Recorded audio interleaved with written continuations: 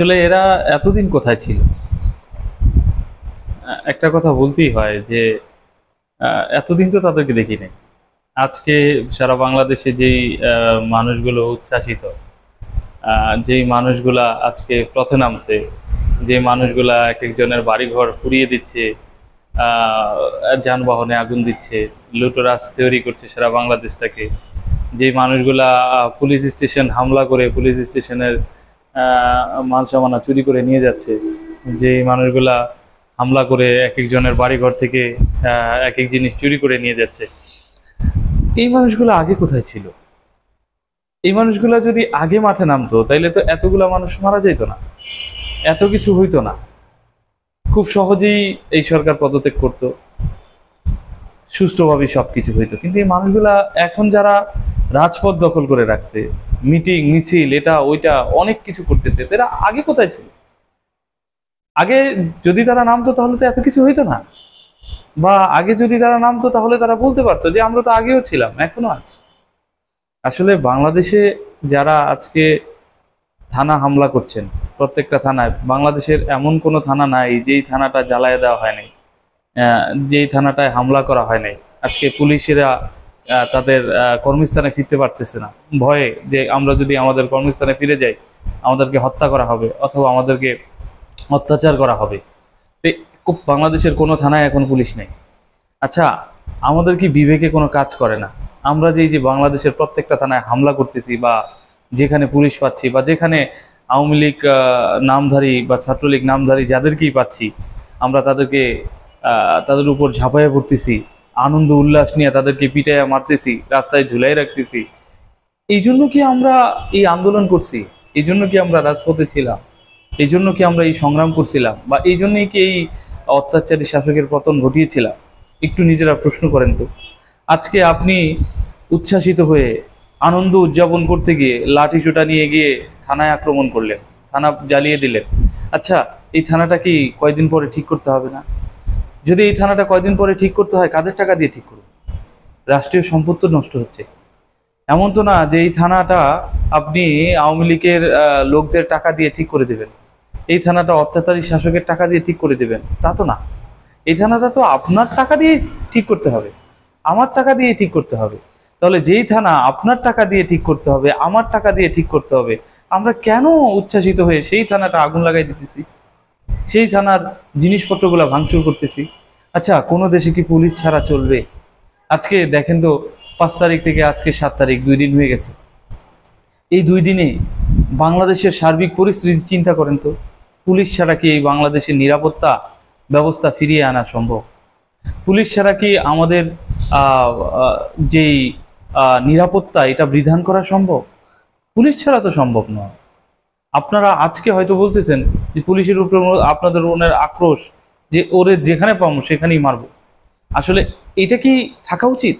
এই পুলিশের উপর যদি এরকম আক্রোশ থাকে, সারা বাংলাদেশের পুলিশ যদিও ঘোষণা দিয়েছে তারা কর্মস্থানে ফিরবে না এখনো, তাদের 9 দফা পূরণ না হলে, যদি তারা না ফিরে, আপনি একটু চিন্তা করেন তো। এই ট্রাফিক লাইন, আমাদের ছাত্ররা যে এখন রাজপথে আছে ট্রাফিক লাইন নিয়ন্ত্রণ করতেছে, এরা কতদিন করবে? বাংলাদেশ কি এইভাবে চলবে?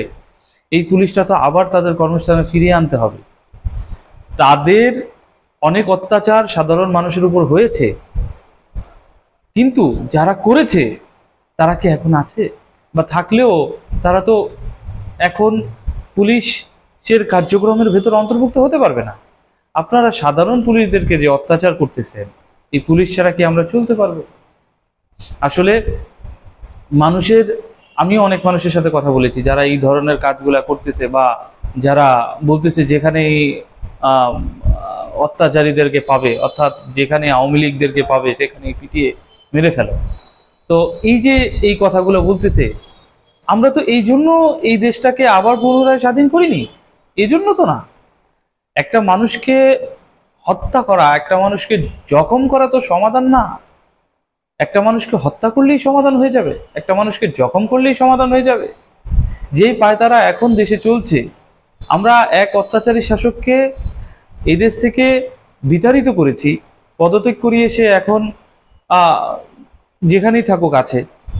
আমরা এটা কি চাই? বাংলাদেশের মানুষ আমরা যারা আছি, যারা আন্দোলনের সাথে সরাসরি সম্পৃক্ত ছিলাম, যারা আম, সরাসরি না হতে পারলে অন্তর থেকে চেয়েছি যে আন্দোলনটা সফল হোক বা এই রিজিমটা চেঞ্জ হোক, আল্লাহ রবুল আলমিনের অশেষ কৃপায় এটা চেঞ্জ হয়েছে।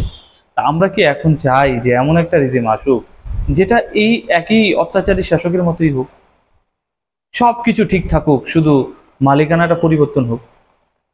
এটা কি আমরা চাই? আমরা কি চাই আমাদের উপর আবার এমন অত্যাচার নেমে আসুক, আবার আমরা না রাজপথে গিয়ে আবার আমাদের দেশ স্বাধীন করতে হয়? এমন কি আমরা চাই? নিশ্চয়ই আমরা চাই না। আমরা একটু গভীরভাবে চিন্তা করি, আসলেই কি আমরা চাই যেটা পূর্বে হয়ে গেছে সেটাই আবার ফিরে আসুক?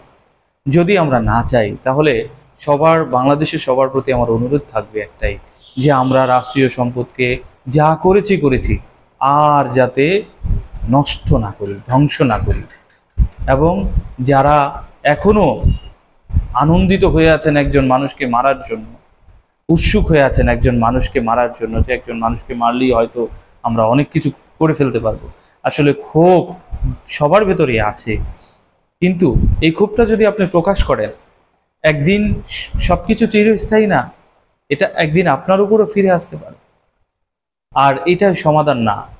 যে আপনাকে অত্যাচার করেছে তার সাথে ভালো ব্যবহার করে বুঝিয়ে দিন যে আসলে তুমি আমাকে সাথে অত্যাচার করেছো, তুমি আমাদের সাথে অত্যাচার করেছো, আমরা তোমার সাথে অত্যাচার করব না।